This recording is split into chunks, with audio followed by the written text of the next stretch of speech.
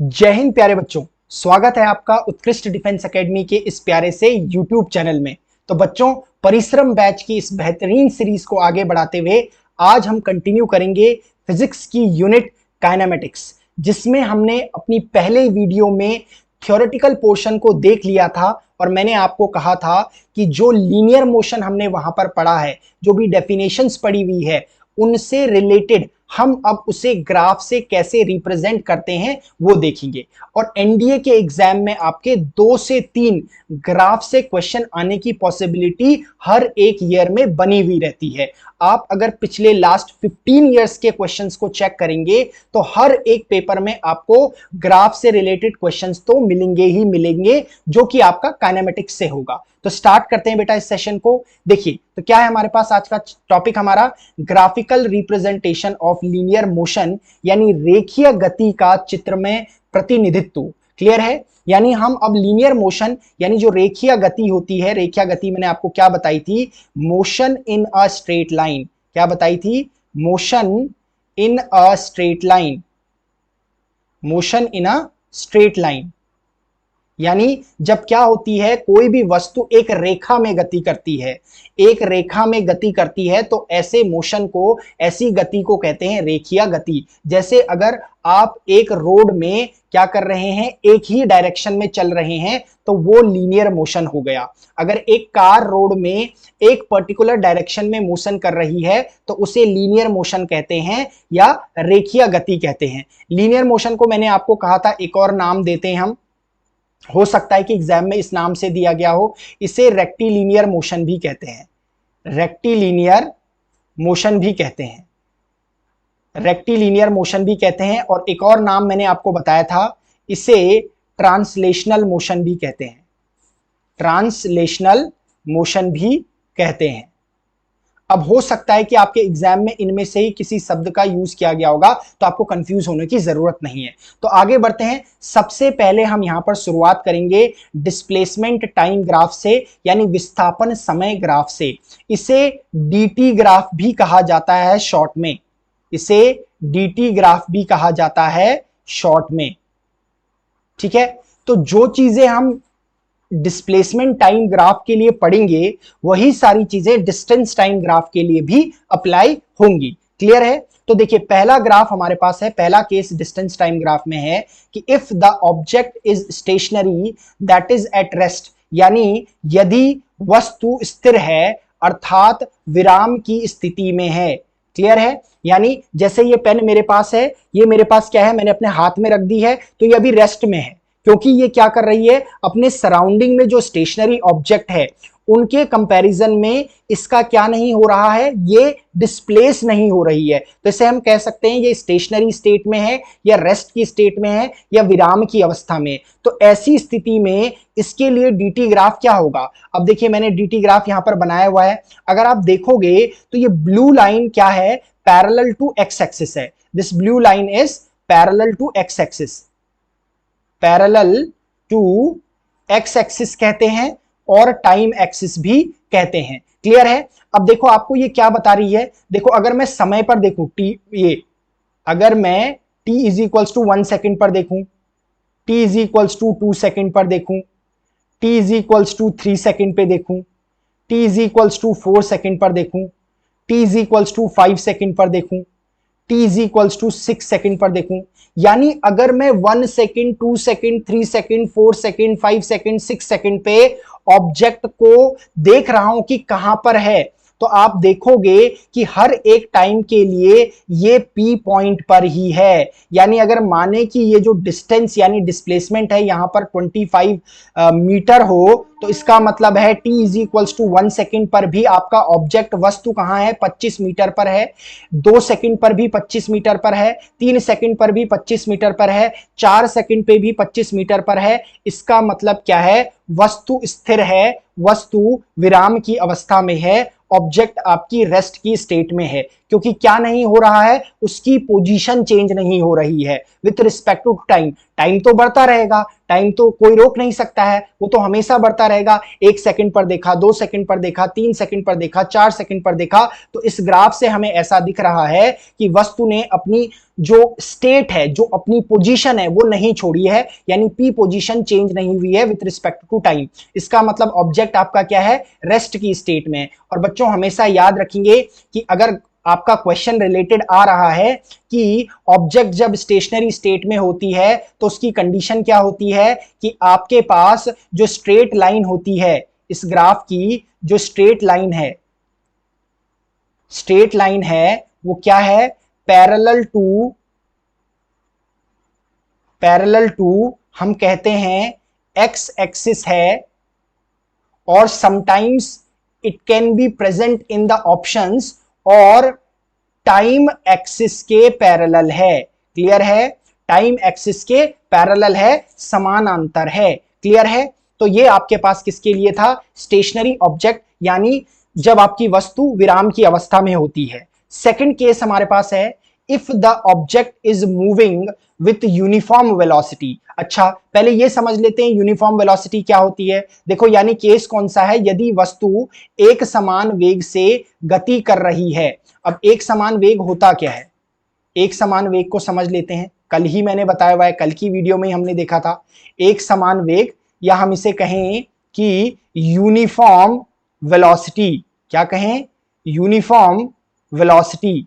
तो मैंने आपको क्या बताया था कि अगर आपकी कोई ऑब्जेक्ट इक्वल डिस्टेंस या equal displacement, equal interval of time में ट्रैवल करती है, तो ऐसी जो वेलोसिटी है वो कहलाती है आपकी यूनिफॉर्म वेलोसिटी। यानी जिस वेलोसिटी से object equal distance in equal interval of time में कवर कर रहा है, उस वेलोसिटी को कहा जाता है यूनिफॉर्म वेलोसिटी या एक समान वेग। यानी हम कहेंगे कि जो आपका डिस्प्लेसमेंट है वो टाइम के डायरेक्टली प्रोपोर्शनल है। इस केस में जो डिस्प्लेसमेंट होता है वो टाइम के डायरेक्टली प्रोपोर्शनल होता है। यानी जैसे जैसे समय बढ़ता है, आप अगर देख रहे होगे तो जैसे 0 से 1 सेकंड हो रहा है, वैसे ही डिस्प्लेसमेंट 0 से 10 सेकंड, 2 सेकंड पे जा रहा है तो 20 सेकंड, 3 सेकंड पे जा रहा है तो 30 सेकंड, 4 सेकंड पे जा रहा है तो 40 सेकंड। इट मींस दैट मैं ये कह सकता हूं कि हर एक सेकंड में ऑब्जेक्ट 10 मीटर का डिस्टेंस कवर कर रहा है, डिस्प्लेसमेंट कवर कर रहा है। ऐसे मोशन को कहा जाता है यूनिफॉर्म मोशन, और जिस वेलोसिटी से ऑब्जेक्ट इस मोशन को कवर कर रहा होता है वो कहलाता है आपका यूनिफॉर्म वेलोसिटी। तो आपके पास ग्राफ कैसा होता है, स्ट्रेट लाइन ग्राफ होता है। क्लियर है, आपको कैसा ग्राफ मिल रहा है, स्ट्रेट लाइन ग्राफ मिल रहा है, स्ट्रेट लाइन ग्राफ मिल रहा है, स्ट्रेट लाइन ग्राफ आपको मिल रहा है। यानी अगर क्वेश्चन पूछा जाए कि यूनिफॉर्म वेलोसिटी के लिए ग्राफ कैसा होता है, तो स्ट्रेट लाइन ग्राफ होता है स्टार्टिंग फ्रॉम दी ओरिजिन। अब आप देखोगे जरा कि ये जो ओपी लाइन है, ये ओपी लाइन इस एक्स एक्सिस के साथ एक एंगल बना रही है, इसे हम कहते हैं इंक्लाइनेशन, इसे कहते हैं इंक्लाइनेशन, यानी झुकाव। एक्स एक्सिस के साथ कितना झुकाव है इसका। तो अगर मैं यहां पर स्लोप ऑफ ओपी लाइन निकालूं, स्लोप ऑफ ओपी लाइन निकालूं, तो देखो इसके लिए क्या किया जाता है, कोई भी आप 2 पॉइंट इस लाइन पर कंसीडर कर लो, कोई भी आप 2 पॉइंट इस लाइन पर कंसीडर कर लो। मैं क्या करता हूं, देखो जरा मैं कौन से 2 पॉइंट कंसीडर कर रहा हूं। देखो एक पॉइंट तो मैं ये कंसीडर कर रहा हूं, ठीक है, इस पॉइंट को कंसीडर कर ले रहे हैं, ठीक है, ये पॉइंट को हम कंसीडर कर लेते हैं। एक पॉइंट और कंसीडर, एक लाइन और कंसीडर, एक लाइन को और देख लेते हैं, ड्रॉ कर लेते हैं सो दैट हमें क्लियरली। तो आपको बेसिकली क्या करना है, राइट एंगल ट्राइंगल बनाना है, ठीक है।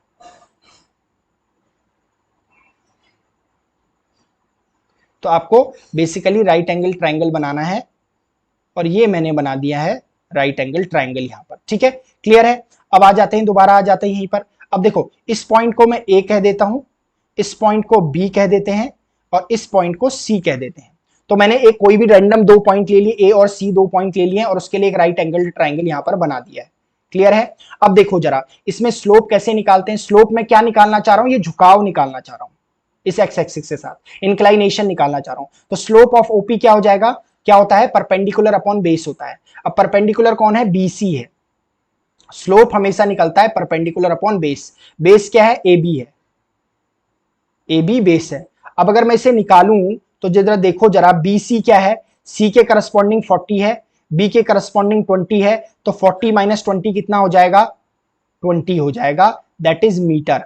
अपॉन ए बी आप देखोगे कि बी के करस्पॉन्डिंग 4 है, ए के करस्पॉन्डिंग 2 है, यानी 4 माइनस 2 ए बी की लेंथ हो जाएगी, दैट इज 2 आ रही है, 2 सेकेंड आ रही है। 2 से अगर आप इसे कैंसिल आउट करोगे तो 10 टाइम्स कैंसिल आउट होगा और आपको क्या मिलेगा, 10 मीटर पर सेकंड मिलेगा।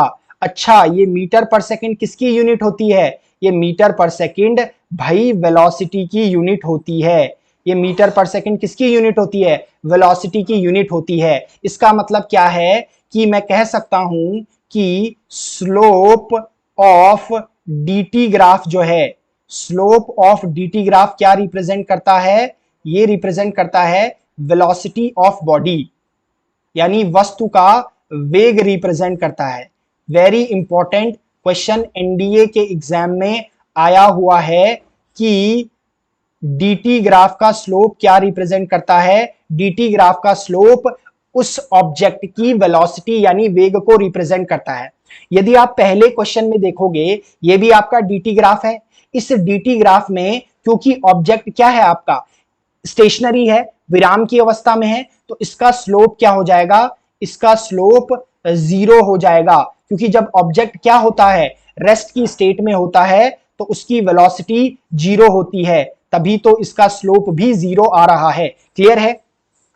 इसका मतलब है यहां से हमें ध्यान रखना है कि वेलोसिटी टाइम ग्राफ जो भी हमारे पास है, वेलोसिटी यानी डिस्टेंस टाइम ग्राफ में जो स्लोप है वो क्या रिप्रेजेंट करता है, वेलोसिटी यानी वेग को रिप्रेजेंट करता है। क्लियर है? आगे चलते हैं हमारे पास। तो एक हमारे पास तीसरा केस है, if the object moves with varying speed, यानी यदि वस्तु अलग अलग गति से चलती है। ठीक है, अगर अलग अलग गति से चलेगी तो ऐसे मोशन को क्या कहते हैं, ऐसे मोशन को कहते हैं नॉन यूनिफॉर्म मोशन। ऐसे मोशन को कहते हैं नॉन यूनिफॉर्म मोशन, यानी नॉन यूनिफॉर्म मोशन यानी असमान गति, असमान गति बोलते हैं इसे। ठीक है, क्लियर है? ठीक है, इसमें क्या होता है, नॉन यूनिफॉर्म मोशन क्या होता है, बॉडी इसमें अनइक्वल डिस्टेंस ट्रेवल करती है, यानी असमान दूरी तय करती है समान समय अंतराल में, यानी अनइक्वल डिस्टेंस ट्रेवल करती है इन इक्वल इंटरवल ऑफ टाइम में। ठीक है, तो इसके लिए ग्राफ कैसा होता है, आपके पास एक कर्व होता है, हमेशा कैसा ग्राफ होता है, एक कर्व हमारे पास होता है। तो मैंने क्या बना दिया है, एक कर्व यहां पर बना हुआ है, अगर आपको दिख रहा होगा। अच्छा, मैंने अभी आपको बताया कि आपका जो वेलोसिटी डिस्प्लेसमेंट टाइम ग्राफ होता है, उसका जो स्लोप होता है वो क्या रिप्रेजेंट करता है, velocity of the object represent करता है। तो क्योंकि यहां पर वेरिंग स्पीड से है, तो इसको बनाने के लिए हमेशा क्या किया जाता है, इसको बनाने के लिए इस जो कर्व है, इस कर्व पे एक स्लोप खींची, एक टेंजेंट खींची जाती है। यहां पर जो डीबी है, जो डीबी है वो टेंजेंट ऑन कर्व है, टेंजेंट ऑन कर्व है, और इसी टेंजेंट को यूज करते हुए एक राइट एंगल ट्रायंगल भी बना दिया गया है। अगर आपको दिख रहा होगा, ये डीबीसी एक राइट एंगल ट्रायंगल है। इसी में अगर मैं क्या निकालूं, स्लोप ऑफ डी बी निकालूं, तो मेरा क्या निकल जाएगा, perpendicular upon base, again B C upon क्या आ जाएगा, डी सी आ जाएगा। बीसी यहां पर हमारे पास क्या है, बीसी को जरा देखो, 50, बी 50 के करस्पॉन्डिंग है और सी 10 के करस्पॉन्डिंग है, 50 माइनस 10 यानी 40, अगेन मीटर आ जाएगा। क्लियर है? उसके बाद डीसी को देखोगे, सी 7 के करस्पॉन्डिंग, डी 3 के करस्पॉन्डिंग, 7 माइनस 3 कितना हो गया, 4 हो गया। तो आपका कितना आ गया, 10, ये सेकंड हो गया, मीटर पर सेकंड। अगेन देखो आपको क्या मिल रही है, वेलोसिटी ऑफ द बॉडी यहां पर मिल जा रही है। तो बेसिकली आपका जो डिस्प्लेसमेंट टाइम ग्राफ है, उसका जो स्लोप होता है वो क्या रिप्रेजेंट करता है, बॉडी की वेलोसिटी को रिप्रेजेंट करता है, वस्तु के वेग को रिप्रेजेंट करता है। अगला मेरे पास कौन सा ग्राफ है, वेलोसिटी टाइम ग्राफ, यानी वेग समय graph.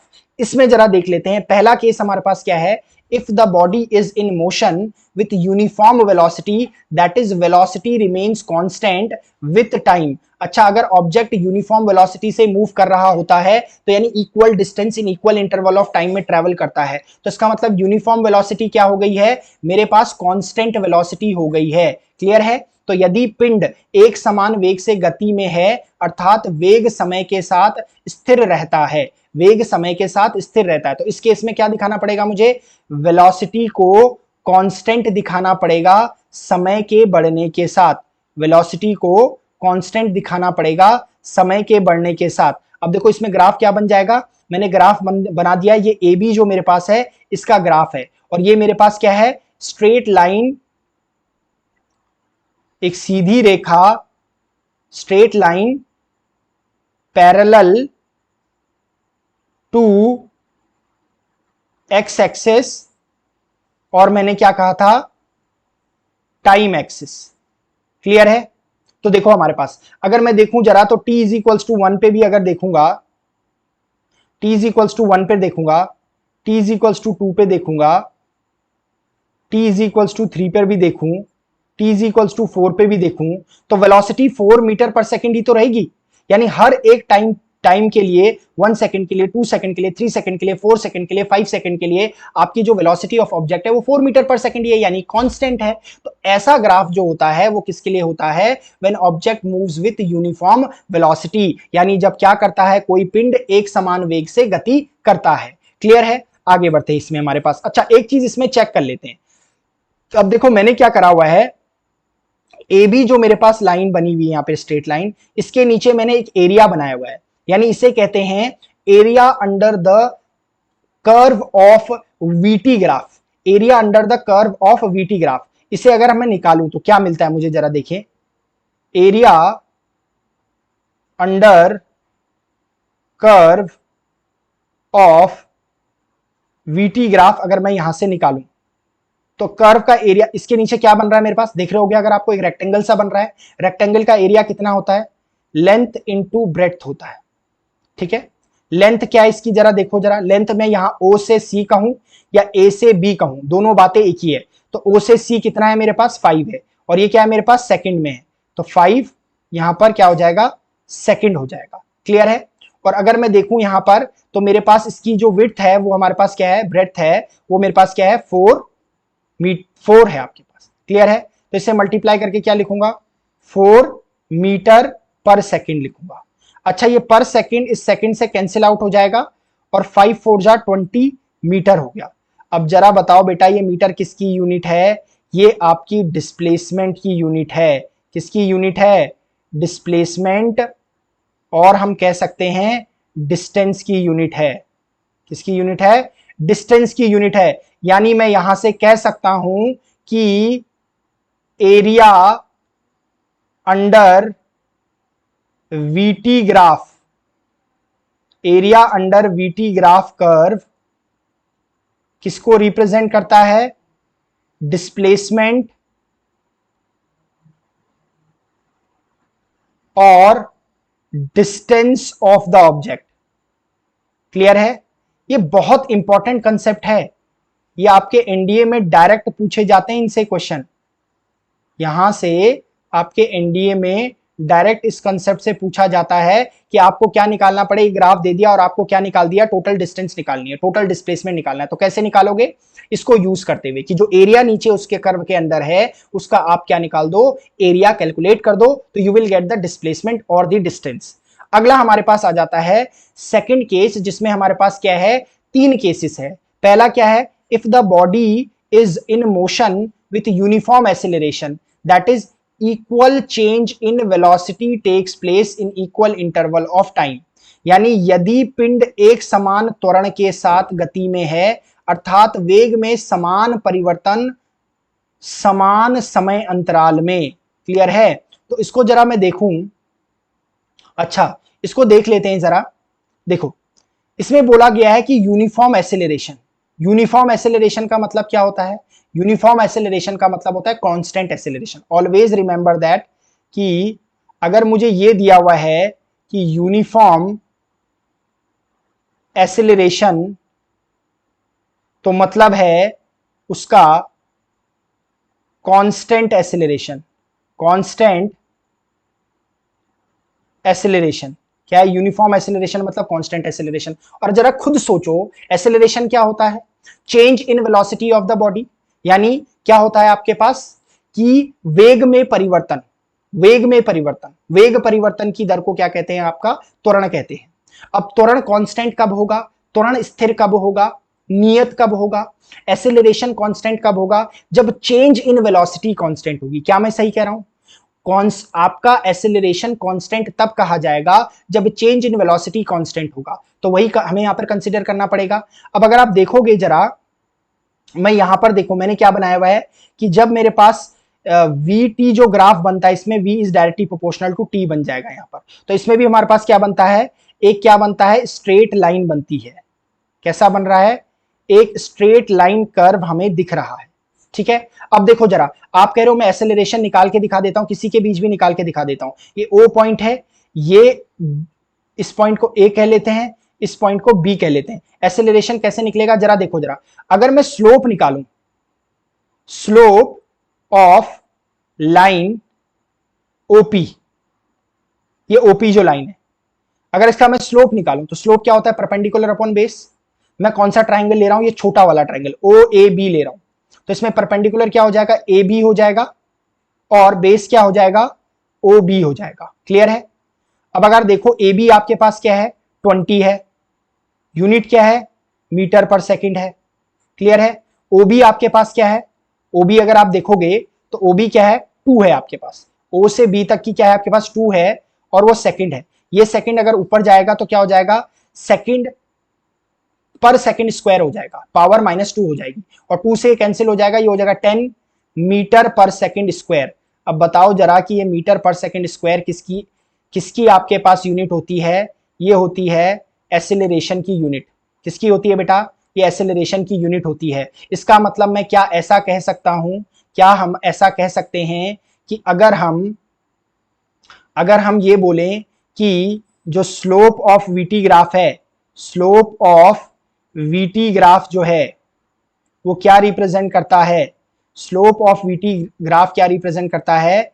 Acceleration of body represent करता है। ध्यान से देखेंगे इसको, बहुत ही इंपॉर्टेंट पॉइंट है, स्टार बना रहा हूं इसके ऊपर। क्या है? Slope of VT graph acceleration of the body को रिप्रेजेंट करता है। यानी किसी भी वीटी ग्राफ का जो स्लोप है, वो क्या ढाल जो है वो त्वरण रिप्रेजेंट करता है किसी भी बॉडी का। क्लियर है? डीटी ग्राफ का स्लोप क्या रिप्रेजेंट कर रहा था? Velocity of the body. VT graph का स्लोप क्या रिप्रेजेंट कर रहा है? Acceleration of the body. याद रखना ये बिल्कुल ठीक है। अब देखो मैंने क्या कहा था कि जो ग्राफ यहां पर बन रहा है, इसके नीचे का जो एरिया है वो डिस्टेंस कवर्ड निकाल देगा। जो एरिया आपको यहां पर दिख रहा है, कवर्ड दिख रहा है, शेडेड दिख रहा है, छायांकित भाग दिख रहा है, अगर आप इसका एरिया निकाल दो, एरिया कैसे निकालोगे? इसका एरिया निकालने के लिए आपको क्या करना पड़ेगा? एरिया निकालने के लिए आपको ट्राइंगल का फॉर्मूला यूज करना पड़ेगा, क्योंकि यहां पर क्या बन रहा है आपके पास? एक ट्राइंगल बन रहा है OPQ, और इसका आपके पास एरिया कितना होता है? 1/2 बेस इंटू हाइट। बेस कितना है? OQ मल्टीप्लाइड बाय हाइट कितना है? PQ है। तो अगर आप निकालोगे टोटल डिस्टेंस तो 1/2 मल्टीप्लाइड बाय OQ कितना है? 8 है आपके पास, मल्टीप्लाइड बाय PQ कितना है? 80 है आपके पास। तो अगर इसे कैंसिल करोगे तो कितने टाइम हो जाएगा? 4 टाइम कैंसिल आउट हो जाएगा। 8 4 32, तो 320 मीटर यहां पर क्या हो जाएगा? डिस्टेंस कवर्ड हो जाएगा। क्लियर है? तो क्या करता है आपका जो वीटी ग्राफ होता है, उसका स्लोप एक्सेलरेशन को रिप्रेजेंट करता है, और उस वीटी ग्राफ के नीचे जो कर्व बना होता है, उसके नीचे का जो एरिया आपका शेडेड होता है, वो एरिया जो है total distance covered by the body को रिप्रेजेंट करता है। आगे देखते हैं हमारे पास इसका बी। देखो हमारे पास बी पार्ट क्या कह रहा है कि if the body is in motion with uniform retardation. अब जरूरी तो नहीं ना कि यूनिफॉर्म एक्सेलरेशन ही हो रहा हो। यूनिफॉर्म एक्सेलरेशन का मतलब है कि कांस्टेंट आपका क्या है? एक्सेलरेशन बढ़ रहा है, कॉन्स्टेंटली आपका एक्सेलरेशन बढ़ रहा है। यूनिफॉर्म रिटार्डेशन का मतलब है कि आपके पास क्या है? कांस्टेंट है रिटार्डेशन, कांस्टेंट है रिटार्डेशन, यानी रिटार्डेशन का क्या मतलब होता है? डिक्रीज इन वेलोसिटी, यानी वेलोसिटी में कमी आना, वेग में कमी आना। तो जो वेग में कमी आ रही होगी वो समान आ रही होगी समय के साथ, ठीक है। तो इसको कहते हैं हम, यदि पिंड एक समान मंदता के साथ गति में है, अर्थात प्रत्येक सेकंड में इसका वेग समान मात्रा में घटता है, प्रत्येक सेकंड में इसका वेग जो है समान मात्रा में घटता है। क्लियर है? यहां पर देखो हमारे पास इस तरीके से इस स्लोप को बनाया गया है। जब रिटार्डेशन को बनाते हैं तो ए से बी की तरफ का आप देखो, जरा देखो कि 1 सेकंड में, 2 सेकंड में, 3 सेकंड में वेलोसिटी जो है समान तरीके से घटती जा रही है। अगर मैं क्या निकालूं इसका, अगर मैं इसका स्लोप निकालूं तो मुझे क्या मिलेगा? एक्सेलरेशन मिलेगा। स्लोप ऑफ ए बी निकालूं यहां पर, तो स्लोप ऑफ ए बी क्या मिलेगा हमारे पास? Perpendicular upon base. परपेंडिकुलर क्या है आपके पास? ए ओ परपेंडिकुलर है, ए ओ परपेंडिकुलर है, बेस क्या है? ओ बी बेस है। ए ओ को कैसे निकालेंगे? अब ऑब्जेक्ट ए से बी जा रहा है, ऑब्जेक्ट ए से बी जा रहा है, इसका मतलब है कि जो फाइनल पॉइंट है वो 0 है, और ये मेरे पास क्या है? 40 है ऊपर इनिशियल, ठीक है। तो इसका मतलब ये क्या हो जाएगा? 0 माइनस 40। याद रखना है हमेशा, 40 माइनस 0 नहीं होगा। ऑब्जेक्ट ए टू बी जा रहा है, पहले वाले केस में ऑब्जेक्ट ओ से पी जा रहा था, इसी वजह से फाइनल मेरा 80 था, तो 80 माइनस 0 करेंगे, ठीक है। इस केस में हमारे पास क्या है? ऑब्जेक्ट ए टू बी जा रहा है, तो क्या करेंगे? बी माइनस ए करेंगे। बी के करस्पॉन्डिंग क्या है? 0 है, और ए के करस्पॉन्डिंग 40 है, तो 0 माइनस 40, और टाइम कितना है? 4 माइनस 0। इसका मतलब ये आ गया -40 अपॉन 4, और इसकी यूनिट ऊपर क्या थी? मीटर पर सेकंड थी, नीचे यूनिट क्या है? सेकंड है, तो इसका मतलब ये हो जाएगा -10 मीटर पर सेकंड स्क्वायर। इसका मतलब क्या है कि आपकी जो वेलोसिटी है पर सेकंड में 10 मीटर पर सेकंड क्या हो रही है? कम हो रही है, डिक्रीज हो रही है। क्लियर है आपका? क्लियर है? क्या हो रही है? डिक्रीज हो रही है 10 मीटर पर सेकंड हर एक सेकंड में। क्लियर है? आगे चलते हैं हमारे पास। अब देखो जरा, एक मेरे पास और इसका केस है कि if the body is initially moving with some constant velocity and then it accelerates, मतलब यदि पिंड प्रारंभ में किसी स्थिर वेग से गति कर रहा है और फिर तेज होता जाता है, यानी ये कैसा केस है हमारे पास कि स्टार्टिंग में अपनी वेलोसिटी को कुछ समय तक के लिए कांस्टेंट रख रहा है ऑब्जेक्ट, और फिर बाद में क्या है? अचानक से बढ़ते चले जा रही है। पहले मान लो करके कि कंटिन्यूअसली 10 मीटर पर सेकंड से क्या कर रहा है? ऑब्जेक्ट मोशन कर रहा है। अब 10 मीटर पर सेकंड कुछ समय तक के लिए रखी, अपनी वेलोसिटी कांस्टेंट रखी, और उसके बाद तुरंत अपनी 10 से 15 कर दी, 15 से 20 कर दी, 20 से 25 कर दी। तो ऐसा हमारे पास ये केस है। अब आप देखोगे जो स्टार्टिंग है वो 10 मीटर पर सेकंड से ऑब्जेक्ट कंटिन्यूअसली क्या कर रहा है? मोशन कर रहा है, यानी इसकी इनिशियल वेलोसिटी है, और उसके बाद देखो आपके पास कंटिन्यूअसली वेलोसिटी क्या करते जा रही है? इंक्रीज करते जा रही है। तो ये किसका ग्राफ है? कि जब ऑब्जेक्ट कांस्टेंट वेलोसिटी से पहले मूव कर रहा हो और फिर अचानक से एक्सेलरेट करने लगे, यानी वेलोसिटी को धीरे धीरे बढ़ाने लगे, तो ये केस हमारे पास हो जाता है। इस केस में हमारे पास क्या है? जो ऑब्जेक्ट का ग्राफ बनता है वो ओरिजिन से नहीं बनता है, क्योंकि जब ऑब्जेक्ट इनिशियली क्या कर रहा है कि स्थिर वेग से चल रहा है, तो मतलब और इनिशियल वेलोसिटी 0 नहीं होगी। इसके पहले हमारे पास जो केस हमारे पास था, ये देखो इसमें इनिशियल वेलोसिटी 0 थी, यानी यहां पर कोई भी इनिशियल वेलोसिटी नहीं थी। आगे बढ़ते हैं, हमारे पास तीसरा हमारे पास केस है वेलोसिटी टाइम ग्राफ का, for free fall and rise of a body, यानी किसी शरीर यानी किसी पिंड के या वस्तु के मुक्त पतन, फ्री फॉल और उत्थान के लिए। अब देखो सबसे पहले यह समझ लेते हैं कि फ्री फॉल होता क्या है। देखो फ्री फॉल होता है, ये मेरे पास ऑब्जेक्ट है, ये पेन है, अगर मैं इसे रिलीज कर दूं, यहां से छोड़ दूं, तो ये मोशन करने लग जाएगी। अब किसकी वजह से नीचे जा रही है? ग्रेविटी की वजह से नीचे जा रही है, क्योंकि जैसे ही मैंने इसको यहां से छोड़ा तो इस पर एक ग्रेविटी एक्ट करने लगी, और उस ग्रेविटी की वजह से इस पर एक ग्रेविटेशनल एक्सेलरेशन एक्ट करने लगा, यानी acceleration due to gravity act करने लगी, जो इसको नीचे ले गया। तो मुक्त पतन में क्या होता है वस्तु? जब ऑब्जेक्ट ग्रेविटेशनल फोर्स, गुरुत्व आकर्षण बल के उपस्थिति में गति करता है। क्लियर है? दो तरीके, एक में से ऐसे फेंक रहा हूं, एक ऐसे फेंके इस ऑब्जेक्ट को, तो इस ऑब्जेक्ट पे मैं भी फोर्स लगा रहा हूं और एक गुरुत्वाकर्षण बल भी फोर्स लगा रहा है। तो इस समय ये हमारे पास मुक्त पतन नहीं होगा, फ्री फॉल नहीं होगा। फ्री फॉल क्या होगा? जब मैं इसे यहां से छोड़ दूंगा। क्लियर है? जब इसे यहां से छोड़ देंगे तो ये ऑब्जेक्ट क्या करेगा? अपने आप ही नीचे को जाएगा। किसके प्रेजेंस में? ग्रेविटेशनल फोर्स के प्रेजेंस में, गुरुत्वाकर्षण बल की उपस्थिति में। क्लियर है? जैसे मान लो कि मेरे पास कोई ये ऑब्जेक्ट है, ये नीचे को रिलीज किया मैंने, तो क्या होता है? इस पर एक एक्सेलरेशन एक्ट करता है जो 9.8 मीटर पर सेकंड स्क्वायर होता है। क्लियर है। अब ये एसेलरेशन जो है, एसेलरेशन ड्यू टू ग्रेविटी इसे कहते हैं। ये एसेलरेशन ड्यू टू ग्रेविटी जो है, जब ऑब्जेक्ट फ्रीली किसी हाइट से नीचे को आता है तो उस पर ये कॉन्स्टेंटली एक्ट कर रहा होता है। यानी क्या होगी, जब ऑब्जेक्ट नीचे जाता है तो वेलोसिटी क्या होते रहती है, वेलोसिटी कंटिन्यूअसली इंक्रीजेस। हमेशा याद रखना, जब भी ऑब्जेक्ट को फ्री फॉल करवाया जाता है सर्टेन हाइट से तो वो नीचे को जाता है, उस पर एक कांस्टेंट एक्सेलरेशन एक्ट कर रहा होता है। तो अर्थात उसकी वेलोसिटी कांस्टेंटली बढ़ रही होती है। यानी ऑब्जेक्ट जब ऊपर से नीचे आता है तो उसकी वेलोसिटी कांस्टेंटली बढ़ रही होती है। लेकिन जब आप किसी वस्तु को नीचे से ऊपर को फेंकते हो, क्या करते हो, नीचे से आप उसे ऊपर को किसी वेलोसिटी v से फेंकते हो, तो क्या होता है, ये आपने ऊपर को फेंका इस पेन को, ये ऊपर जाएगी और एक सर्टेन हाइट से नीचे आ जाएगी। आई क्यों नीचे, क्योंकि इसकी एक सर्टेन हाइट पर जाते ही वेलोसिटी जीरो हो गई होगी। इसका मतलब मैं ऐसा कह सकता हूं कि when object is thrown in the upward direction तो उसकी वेलोसिटी धीरे धीरे कम होती रहती है और एक टाइम जाकर जीरो हो जाती है। क्लियर है। तो ये हमारे पास केस है कि जब आप क्या करते हो, ऑब्जेक्ट को फ्रीली फॉल करवाते हो एक सर्टेन हाइट से तो उसकी वेलोसिटी कंटिन्यूअसली नीचे को जाते टाइम बढ़ती रहती है। किसी ऑब्जेक्ट को आप राइज करते हो अपवर्ड डायरेक्शन में, उत्थान करते हो उसका, ऊपर को फेंकते हो उसे, तो उसकी वेलोसिटी क्या होती रहती है, कम होती रहती है। अब देखो ये वाला जो केस है हमारे पास, ये है डाउनवर्ड मोशन। डाउनवर्ड मोशन में देखो क्या हो रहा है, ऑब्जेक्ट कहां थी, देखो जीरो वेलोसिटी थी, यहां पर जीरो वेलोसिटी है, जैसे ही मैंने छोड़ी है नीचे को जाने लगी। तो देखो जैसे ही नीचे को जाने लगी इसका मतलब क्या है, समय के साथ देखो वेलोसिटी बढ़ते जा रही है। 10 मीटर हुई, 10 मीटर पर सेकंड हुई, 20 मीटर पर सेकंड हुई, 30 मीटर पर सेकंड हुई, 40 मीटर पर सेकंड हुई, 50 मीटर पर सेकंड हुई, और ये समय के बढ़ने के साथ ये बढ़ता जा रहा है। ऐसे ही मेरे पास क्या है, ये अपवर्ड मोशन है। अपवर्ड मोशन में मतलब मैंने ऊपर को फेंका, तो ऊपर को फेंका एक वेलोसिटी से, जब मैंने ऊपर से जिस वेलोसिटी से फेंका होगा वो तो मैक्सिमम वेलोसिटी होगी, और जब ये ऊपर को जाते रहेगा तो इसकी वेलोसिटी कम होते रहेगी। भाई ऐसा ही तो होगा, जब वेलोसिटी कम हो रही है तभी तो कहीं पर जाके ये रुक रहा है और इसकी वेलोसिटी जीरो हो रही है और फिर नीचे आ जा रहा है।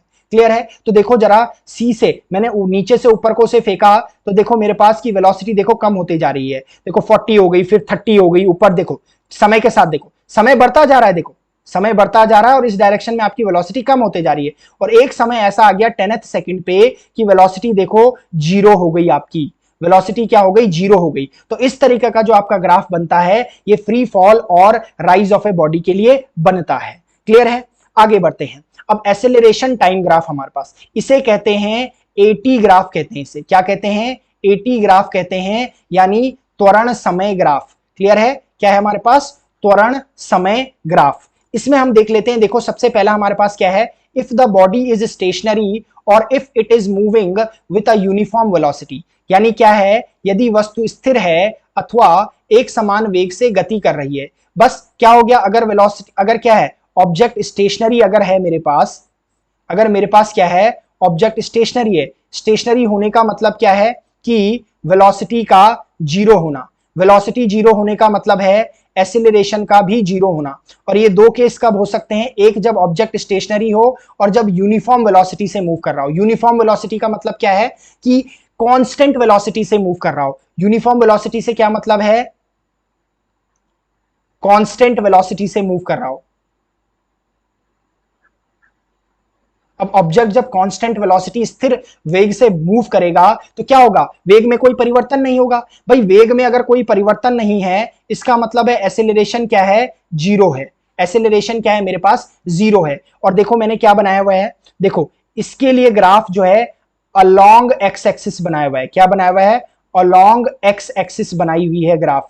इसे ऐसा क्यों बनाया हुआ है अलोंग एक्स एक्सिस, क्योंकि देखो यहां पर एसिलरेशन इस केस में क्या है, यहां पर जीरो है। टाइम तो बढ़ता रहेगा ना, टाइम तो बढ़ता रहेगा, बट एसिलरेशन यहां पर क्या है, जीरो है। और ये दो केस में हो सकता है, एक जब ऑब्जेक्ट क्या हो, स्टेशनरी हो, हमेशा याद रखना, एक जब ऑब्जेक्ट स्टेशनरी हो और दूसरा जब ऑब्जेक्ट यूनिफॉर्म वेलोसिटी से मूव कर रहा हो। यूनिफॉर्म वेलोसिटी से यानी एक समान वेग से मूव कर रहा हो, तो इन दोनों केसेस में एसिलरेशन जीरो होता है। इसी तरीके से हमारे पास क्या है, if the velocity of body in motion increases uniformly. अच्छा, अगर क्या कर रही है, वेलोसिटी यूनिफॉर्मली इंक्रीज कर रही है। यूनिफॉर्मली इंक्रीज करने का मतलब है कि कांस्टेंट रेट से बढ़ रही है, कांस्टेंट रेट से इंक्रीजेस, कांस्टेंट रेट से इंक्रीज कर रही है। अब भाई अगर कांस्टेंट रेट से इंक्रीज कर रही है तो इसका मतलब एक्सेलरेशन क्या हो गया, कांस्टेंट हो गया। याद रखोगे, अगर क्या कर रही है, समान दर से वेग बढ़ रहा है, समान दर से वेग बढ़ रहा है, समान दर से मतलब मान लो कि 5 मीटर पर सेकंड से कोई ऑब्जेक्ट क्या कर रहा था, मूव कर रहा था। अचानक से उसकी वेलोसिटी 10 मीटर पर सेकंड हो गई, अचानक से उसकी वेलोसिटी 15 मीटर पर सेकंड हो गई, अचानक से उसकी वेलोसिटी 20 मीटर पर सेकंड हो गई। तो अगर आप देखोगे तो वेग परिवर्तन कितना है, 5 मीटर पर सेकंड। वेग परिवर्तन कितना है, 5 मीटर पर सेकंड। वेग परिवर्तन कितना है, 5 मीटर पर सेकंड। ये यही स्थिति है। और अगर मैं एक्सेलरेशन निकालूंगा पर सेकंड में तो क्या आ जाएगा, पहले केस में एक्सेलरेशन आ जाएगा 5 मीटर पर सेकंड स्क्वायर, पर सेकंड में निकाल रहा हूं, ये भी 5 मीटर पर सेकंड स्क्वायर आ जाएगा और ये भी 5 मीटर पर सेकंड स्क्वायर आ जाएगा। तो देखो जरा, जब वेलोसिटी क्या कर रही है, समान अंतराल, समान रेट से यानी इक्वल रेट से बढ़ रही है तो एक्सेलरेशन कांस्टेंट है। और जब एक्सेलरेशन कांस्टेंट होगा तो इसमें ग्राफ कैसा होगा, straight line parallel to straight line parallel to straight line parallel to X axis कह सकते हैं और टाइम एक्सिस कह सकते हैं। क्लियर है, कोई कंफ्यूजन तो नहीं है इसको लेकर, आगे बढ़ते हैं। देखो हमारे पास उसके बाद है, if the velocity of body in motion decreases uniformly. Decreases uniformly मतलब अब रिटार्डेशन हो रहा है। और रिटार्डेशन कैसा हो रहा है, कि रिटार्डेशन किसकी वजह से हो रहा है, जब आपकी वेलोसिटी कांस्टेंट रेट से डिक्रीज कर रही हो, यानी पहले 20 मीटर पर सेकंड से मूव कर रही है ऑब्जेक्ट, अब 15 मीटर पर सेकंड से करने लगी, अब 10 मीटर पर सेकंड से करने लगी, अब 5 मीटर पर सेकंड से करने लगी। तो क्या हो रहा है, 5-5 मीटर पर सेकंड वेलोसिटी क्या करते जा रही है, डिक्रीज करते जा रही है और यूनिफॉर्मली डिक्रीज कर रही है, यानी कांस्टेंट रेट से डिक्रीज कर रही है। तो इसको क्या बनाएंगे, नेगेटिव एक्स एक्सिस में बना देंगे। ये ऊपर क्या हो गया, एक्सेलरेशन को शो करेगा और नेगेटिव वाई एक्सिस किसको रिप्रेजेंट कर रहा है, रिटार्डेशन को। तो ये आपके पास क्या होगी, line parallel to X axis but in the negative Y axis. इन क्या है हमारे पास, ये नेगेटिव वाई एक्सिस में बना हुआ है। क्लियर है, आगे बढ़ते हैं। अब देखो motion under gravity. Motion under gravity क्या होता है, मोशन अंडर ग्रेविटी होता है जब कोई ऑब्जेक्ट का motion only in the presence of gravitational force हो, ग्रेविटेशनल फोर्स हो, यानी जब किसी वस्तु का जो मोशन है, गति है, वो किसके प्रेजेंस में हो, वो सिर्फ गुरुत्वाकर्षण बल के प्रेजेंस में हो रही है। जैसे अगर मेरे पास ये पेन है, इसे मैं अगर ऊपर फेंकता हूं तो ये नीचे कैसे आएगी, गुरुत्वाकर्षण बल की सहायता से आएगी। तो ये कैसा आपका पास मोशन हो गया, ये मोशन अंडर ग्रेविटी हो गया, यानी गुरुत्वाकर्षण बल के प्रेजेंस में उसका मोशन हो रहा है। जैसे और एग्जांपल हम ले लें, किसी अगर हम फुटबॉल है कोई, इसको किक करें, फुटबॉल को किक करें तो ये प्रोजेक्टाइल मोशन करते हुए इस तरीके से जाता है। अब देखो जैसे ही आपने किक करा तो किक करने के बाद इसका जो मोशन हो रहा है ये अंडर ग्रेविटी हो रहा है, मोशन अंडर ग्रेविटी हो रहा है, यानी गुरुत्वाकर्षण बल के प्रेजेंस में हो रहा है। जैसे हमारे पास जितने भी हमारे पास जैसे क्या होता है, जब एयरप्लेन से अगर कोई पर्सन क्या करे, गिर जाए, एरोप्लेन से अगर कोई पर्सन क्या हो, गिर जाए, तो वो पर्सन जो है मोशन अंडर ग्रेविटी कर रहा है। बिकॉज अब जब वो प्लेन से बाहर गिर गया है तो अब उसको गुरुत्वाकर्षण बल कहां ले आएगा, धरती पे ले आएगा, यानी अर्थ पे ले आएगा। और इसमें किसी ने हेल्प नहीं करी, सिर्फ ग्रेविटेशनल फोर्स ने हेल्प करी नीचे लाने में। तो यानी किसी भी वस्तु का जब मोशन, किसी भी वस्तु की गति जब गुरुत्वाकर्षण बल की उपस्थिति में होती है तो ऐसे मोशन को, ऐसी गति को कहा जाता है गुरुत्वाकर्षण के अंतर्गत गति। क्लियर है कि अगर किसी बॉडी का मोशन ग्रेविटी के प्रेजेंस में हो रहा हो, या मैं कहूं ग्रेविटेशनल फोर्स के प्रेजेंस में हो रहा हो, तो ऐसे मोशन को कहा जाता है motion under gravitation. Motion under gravitation और मोशन अंडर ग्रेविटी। क्लियर है। अब देखो इसके लिए हमने कुछ ग्राफ प्लॉट किए हुए हैं। देखो जैसा मेरे पास है acceleration time graph for freely falling body. अब अभी अभी मैंने आपको बताया था कि भाई जब कोई ऑब्जेक्ट फ्रीली फॉल करता है डाउनवर्ड डायरेक्शन पर, तो इस पर एक एक्सेलरेशन एक्ट करता है जिसे स्मॉल जी से रिप्रेजेंट करा जाता है, और जिसकी वैल्यू 9.8 मीटर पर सेकंड स्क्वायर होती है, जिसे नियरली हम कभी कभी 10 मीटर पर सेकंड स्क्वायर भी लिख देते हैं। तो ये जो आपके पास जी की वैल्यू है किसी भी ऑब्जेक्ट पे कॉन्स्टेंटली एक्ट कर रही होती है। इसका मतलब समय कितना भी बदल जाए ये जी की वैल्यू कांस्टेंट रहती है। तो इसके लिए ग्राफ कैसा आ जाएगा, एक्सेलरेशन टाइम ग्राफ। देखो एक्सेलरेशन कैसा आ रहा है, पैरेलल टू टाइम एक्सिस यानी एक्स एक्सिस आ रहा है। जो आपको ग्राफ मिल रहा है कैसा मिल रहा है, पैरेलल टू एक्स एक्सिस मिल रहा है। और पैरेलल टू एक्स एक्सिस होने का मतलब है कि आप t is equals to 1 second पर देखो, t is equals to 2 second पर देखो, t is equals to 3 second पर देखो, t is equals to 4 second पर देखो, t is equals to 5 second पर देखो, आपका एक्सेलरेशन क्या है, 10 मीटर पर सेकंड स्क्वायर ही है, ये बदल नहीं रहा है। तो आपके पास क्या है, क्योंकि कोई भी ऑब्जेक्ट जब फ्री फॉल करती है तो उस पर एक्सेलरेशन कॉन्स्टेंटली एक्ट कर रहा होता है, जिसकी वजह से उसकी वेलोसिटी बढ़ रही होती है। दैट इज वाई जो आपके पास ग्राफ आ रहा है वो straight line parallel to X axis और टाइम एक्सिस आ रहा है 80 ग्राफ में। क्लियर है। इसके बाद इसी तरीके से फ्री फॉल के लिए हमारे पास एक और ग्राफ है, वेलोसिटी टाइम ग्राफ। अब अभी अभी मैंने आपको बताया कि जब कोई ऑब्जेक्ट फ्री फॉल करता है, यानी फ्री फॉल यानी मुक्त पतन होता है उसका, तो उसके ऊपर जो जी एक्ट कर रहा होता है वो 9.8 मीटर पर सेकंड स्क्वायर कॉन्स्टेंटली एक्ट कर रहा होता है। यानी velocity of the body, velocity of body जो है वो कॉन्स्टेंटली इंक्रीज करती है, यानी एक समान तरीके से इंक्रीज करती है। तो इससे क्या हो जाएगा कि जो वीटी ग्राफ होगा वो टी के डायरेक्टली प्रोपोर्शनल होगा, वी टी के डायरेक्टली प्रोपोर्शनल होगा, क्योंकि समय के साथ कॉन्स्टेंटली वी क्या कर रहा है, इंक्रीज कर रहा है। तो इसके लिए ग्राफ कैसा आ जाएगा, स्ट्रेट लाइन आ जाएगा। कैसा आ जाएगा, स्ट्रेट लाइन आएगा, सीधी रेखा आ जाएगी, which is starting from the origin. Clear है।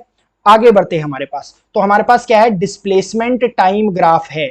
Displacement time graph freely fall में देखो, अब आपके पास क्या होता है, मैंने आपको बताया था जो वीटी ग्राफ होता है, वीटी ग्राफ जो होता है, अगर आप उसमें क्या करो, उसके नीचे उसके कर्व के नीचे का एरिया निकाल दो, तो आपको क्या मिल जाता है, डिस्प्लेसमेंट मिल जाता है या डिस्टेंस मिल जाता है। अब अगर आप देखो जरा एक सेकंड में देखो, इसका एरिया निकाल देते हैं, इसमें कितना डिस्टेंस ट्रेवल हुआ देखो जरा, 1/2 बेस इंटू हाइट, 1 इंटू कितना आ गया, 10 आ गया। कितना आ गया मेरे पास ये, अगर मैं इसको कैंसिल करूंगा तो ये मेरे पास आ गया 5 मीटर का डिस्प्लेसमेंट आ गया। इसी तरीके से अगर मैं दूसरा ले लूं, देखो जरा, दूसरा मैं ले लूं 0 से b तक, ये वाला कर्व ले लूं, कहां से, ओ बी क्यू ले लूं, क्या ले लूं, ओ बी क्यू। अब बड़े वाले की बारी आ रही है, ये पूरे की। अगर इसमें देखूं मेरे पास तो डिस्टेंस क्या आ जाएगा, इसके लिए यहां निकाल देते हैं, तो ये आ जाएगा 1/2, बेस क्या है हमारे पास, बेस 0 से लेकर 2 है, मल्टीप्लाइड बाय कितना हो गया, यहां तक 20 हो गया। अब देखो ये 2 से 2 कैंसिल हो गया, यानी आपके पास क्या आ गया, 20 मीटर आ गया। क्लियर है। अगला देखोगे, अगर आप सी तक देखो, यहां तक देखो डिस्टेंस कवर्ड, देखो इसके लिए देखो जरा, मैं यहां निकाल देता हूं, तो ये आ जाएगा 1/2 मल्टीप्लाइड बाय बेस कितना है 3 मल्टीप्लाइड बाय यहां तक कितना है 30। तो कैंसिल करेंगे अगर हम इसे, ये 15 टाइम हो जाएगा और 15 तिया 45 मीटर हो जाएगा। अब देखो डिस्टेंस जो है ना, इक्वल इंटरवल ऑफ टाइम में आपका पहले 5 मीटर आ रहा है, फिर 20 मीटर आ रहा है, 45 मीटर आ रहा है, यानी डिस्टेंस अलग अलग आ रहा है, अनइक्वल आ रहा है मेरे पास। कोई इनमें हमारे पास क्या है, पहले 5 मीटर आ गया, उसके बाद 20 मीटर आ गया, उसके बाद 45 मीटर आ गया। कोई क्या नहीं है, पैटर्न नहीं है, यानी डिफरेंस सेम नहीं है, यानी कॉन्स्टेंटली इंक्रीज तो नहीं कर रहा है।